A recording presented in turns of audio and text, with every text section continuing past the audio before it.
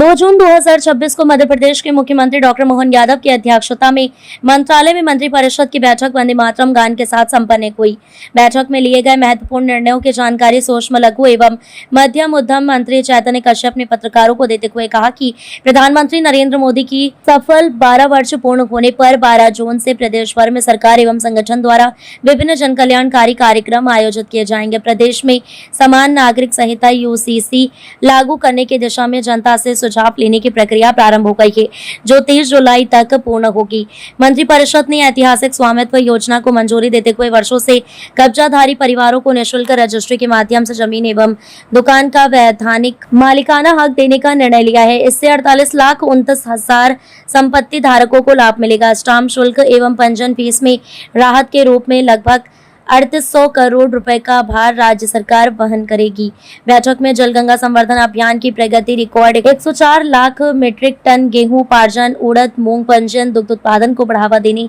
गौरस mobile app launch करने तथा PM सूर्य घर योजना के विस्तार की भी समीक्षा की गई। साथ ही पहली से 8वीं कक्षा तक के विद्यार्थियों को सिलाई युक्त स्कूल ड्रेस उपलब्ध कराने के प्रस्ताव को भी मंजूरी प्रदान की गई। आज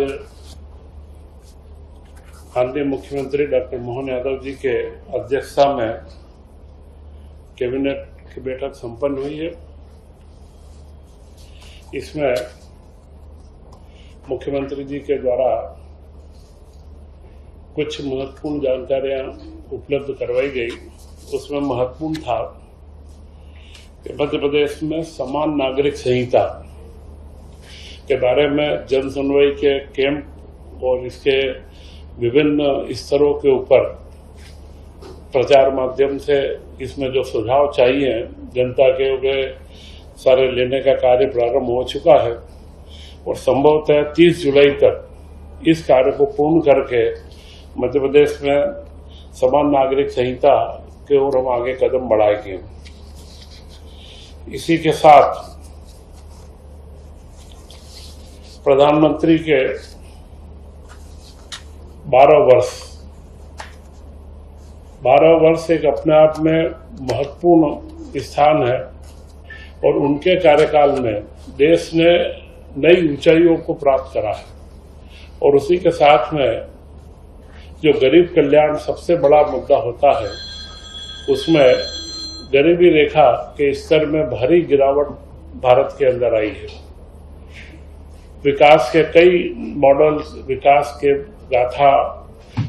भारत की गौरव गाथा, भारत का राजनीतिक प्रभाव बढ़ना, ये सारी बातें अलग है, परंतु जो गरीब कल्याण, आम जन हिताय के जितने कार्य इस 12 साल के अंदर प्रधानमंत्री ने करे हैं, मेरे ख्याल से पिछले 75 सालों के अंदर देश में नहीं हो पाए हैं। ऐसे कई इसमें कार्यक्रम हैं जो अगले समय में 5 तारीख से लेकर के 21 तारीख तक हम लोग सरकार के माध्यम से भी कई संकल्पों के साथ में सेवा अभियानों को हमें गति देंगे, जिससे आम जन को लाभ भी मिले और नरेंद्र मोदी सरकार की उपलब्धियां भी मालूम पड़े। इसी के साथ मध्य प्रदेश में किसान वर्ष हम मना रहे हैं और इस किसान वर्ष में इस वर्ष गेहूं का उपार्जन 1 करोड़ 4 लाख टन के करीब हुआ है, जिसमें 13,42,000 से ज्यादा किसानों से गेहूं का उपार्जन किया गया है, जो देश में प्रथम है और मध्य प्रदेश में भी सर्वाधिक हुआ है। पिछले वर्ष 78 लाख टन का इसका टारगेट रखा था, उसकी जगह पर 104 लाख टन, 1 करोड़ 4 लाख टन का उपार्जन किया गया है और करीब 25,000 करोड़ की राशि का भुगतान भी किया जा चुका है। यह एक व्यवस्थित मैनेजमेंट या प्रबंध का एक अच्छा उदाहरण भी पेश हुआ है और इससे और खास करके लघु व सीमांत किसानों का सर्वाधिक उपार्जन इस बार सुनिश्चित हुआ है। गेहूं उपार्जन में 10 वर्षों का सर्वाधिक ये है। कोविड में थोड़ा सा हम लोग पीछे रह गए थे, परंतु इसका पूरा उपार्जन हुआ है और पंजाब के बाद मध्य प्रदेश लघु व सीमांत किसानों के अंदर नंबर 2 के ऊपर आ रहा है। मूंग व उड़द का रजिस्ट्रेशन भी प्रारंभ कर दिया गया है और उसका सही समय पर उपार्जन प्रारंभ कर दिया जाएगा। संत रविदास ग्लोबल स्किल पार्क जो भोपाल में स्थित है, उसके रोजगार के लिए 3 रोजगार चयन में बड़ी उपलब्धि प्राप्त हुई है। 3 बच्चों को हंगरी में रोजगार उनको अवसर मिला है और वे हंगरी में जाकर के अपना कार्य प्रारंभ कर चुके हैं और स्थानीय स्तर पर तो नियमित रूप से वहां रोजगार का कार्य चल रहा है। तो यह जो परिकल्पना थी ग्लोबल स्किल पार्क की, उसकी ओर हम अब आगे लगातार निरंतर कदम हमारे आगे बढ़ रहे हैं। इस वर्ष कृषि वर्ष के अंदर ही मध्य प्रदेश को मिल्क कैपिटल बनाना, मुख्यमंत्री डॉक्टर मोहन यादव जी ने जब से कार्यभार लिया है, वे गोवंश और मिल्क दूध का, क्योंकि किसानों की आमदनी खेती के अलावा अन्य उपक्रमों से बढ़ाना यह सबसे महत्वपूर्ण है और मिल्क कैपिटल बढ़ाने में बड़ी अच्छी उपलब्धि हुई है। जहां पर 9-9.5 लाख लीटर प्रतिदिन किलोग्राम दूध प्रतिदिन का औसत था, अभी वह 11 लाख किलोग्राम से ज्यादा हो चुका है। तो करीब 10% की वृद्धि दूध के कलेक्शन के अंदर सहकारिता के माध्यम से हुई है और मुझे लगता है कि यह जो मिल्क कैपिटल बनाने का जो एक संकल्प मुख्यमंत्री जी ने लिया है, उसकी ओर एक बड़ा महत्वपूर्ण कदम है और लगातार इसमें निरंतर वृद्धि होगी और किसानों को खेती के साथ में अन्य आमदनी के जरिए भी उनके बढ़ते जाएंगे। जल गंगा संवर्धन अभियान, जिसमें 2 लाख से ज्यादा संरचनाओं के अंदर कार्य हुआ है और करीब 6,330 करोड़ रुपए की राशि इसके अंदर खर्च की गई है और यह जल गंगा संवर्धन में देश के अंदर मध्य प्रदेश का प्रथम स्थान है। एक महत्वपूर्ण मोबाइल ऐप को चालू किया गया है, गोरस मोबाइल ऐप, जिसमें पशुओं के आहार के संबंध में कोई भी जानकारी अगर चाहिए कि पशुओं का आहार कौन से समय पे कौन सा दिया जाए, तो इस मोबाइल ऐप के माध्यम से कोई भी पशुपालक अपने पशुओं के स्वास्थ्य के लिए, वो दूध की उत्पादन बढ़ाने के लिए इस ऐप के माध्यम से जानकारी ले सकता है। इसी के साथ में मुख्यमंत्री पिछले दिनों धार में सरस्वती लोक के भोजशाला का जाकर के वहां उन्होंने दर्शन भी करे और वहां पर सरस्वती लोक बनाने का पूरा संकल्प उन्होंने घोषित किया है और अब वहां पर लगातार देश विदेश के पर्यटकों का आना काफी बड़ी संख्या में प्रारंभ हुआ है। तो मुझे लगता है कि सरस्वती के प्रति व हमारी शिक्षा व्यवस्था का भी एक बड़ा महत्वपूर्ण जो भोजशाला का 1000 साल पुराना हमारा इतिहास है, वह आगे बढ़ेगा और सरस्वती लोक बना करके जिस तरीके से महाकाल लोक में जो आज पर्यटकों की या दर्शनार्थियों की संख्या बढ़ी है, उसी अनुसार सरस्वती लोक में भी लगातार इसमें वृद्धि होगी। प्रधानमंत्री जी की महत्वपूर्ण योजना पीएम सूर्य घर योजना, तो पीएम सूर्य घर योजना में अभी तक 40 लाख घरों पर रूफटॉप पैनल स्थापित हो चुके हैं। वो आगे भी हम इसमें लगातार 6 लाख घरों तक में जाने के प्रयास के अंदर थे, पर यह योजना एक महत्वपूर्ण योजना है जो लगातार आगे बढ़ रही है। और इसी के साथ ये सारी सामान्य जानकारियां थी। कैबिनेट ने आज एक बड़ा महत्वपूर्ण निर्णय लिया है और वह निर्णय है जो केंद्र सरकार की स्वामित्व अधिकार की योजना थी, जिसमें पूरे गांव-गांव के अंदर ड्रोन से व सैटेलाइट के माध्यम से इमेजनरी लगाया गया। इसके बाद में उनके पट्टे अधिकार पत्र बनाए गए, क्योंकि ग्रामीण क्षेत्रों में जो आबादी क्षेत्र घोषित कर दिए जाते थे, उनमें बरसों से जो हमारे किसान भाई बहन हमारे रहते थे, उनके पास कोई पट्टा या ऐसी कोई अधिकृत उनके पास में दस्तावेज नहीं होते थे। तो उसका एक प्रधानमंत्री के द्वारा जो स्वामित्व योजना का चलन था, वो मध्य प्रदेश के अंदर पूर्ण रूप से 55 जिलों में किया गया और उसमें करीब 48,32,000 निजी संपत्तियां चिन्हित की गई, जिनके स्वामित्व प्रमाण पत्र भी तैयार हुए और 19 लाख से ऊपर शासकीय संपत्तियां उसमें चिन्हित हुई है।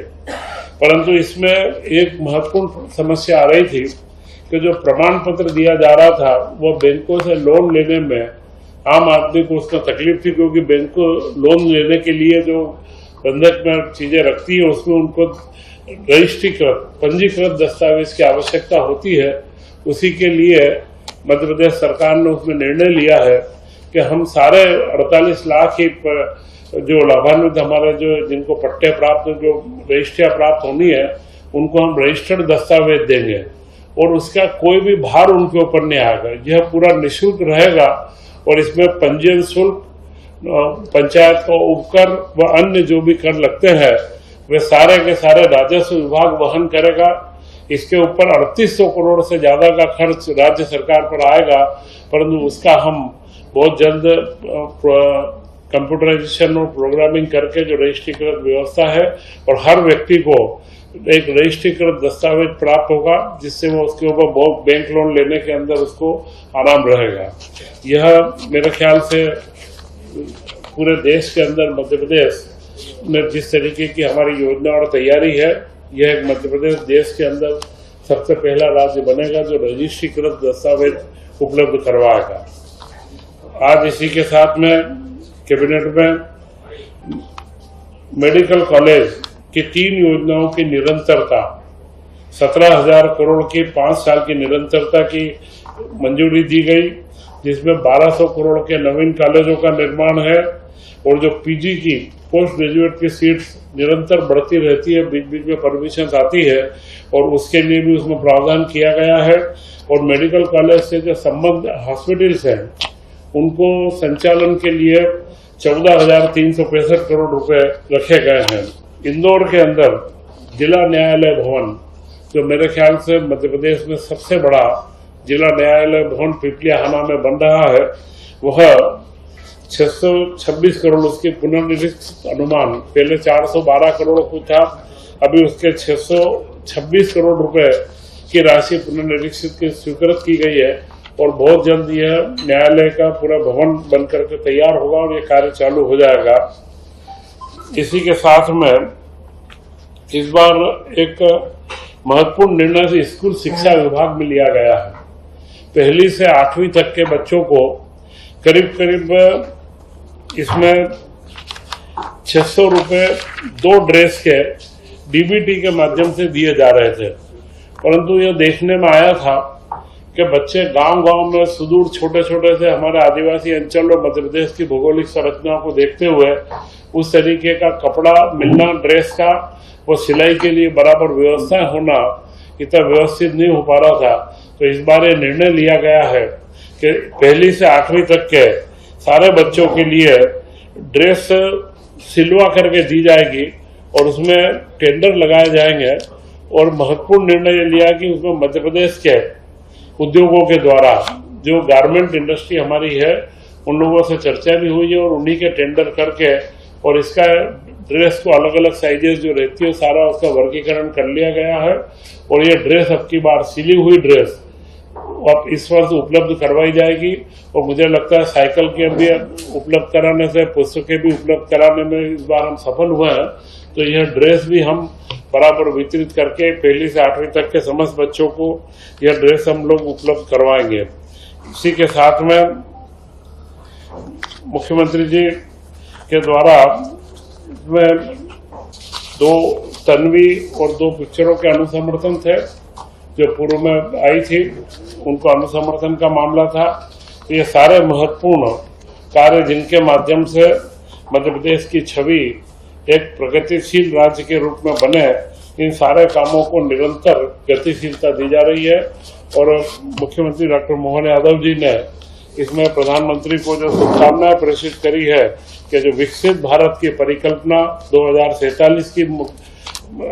प्रधानमंत्री जी की है, उसमें मध्य प्रदेश कहीं पीछे नहीं रहेगा और एक विकसित मध्य प्रदेश के रूप में 2047 के अंदर मध्य प्रदेश भी एक विकसित राज्य बनेगा। यही महत्वपूर्ण मुद्दे थे। जय हिंद।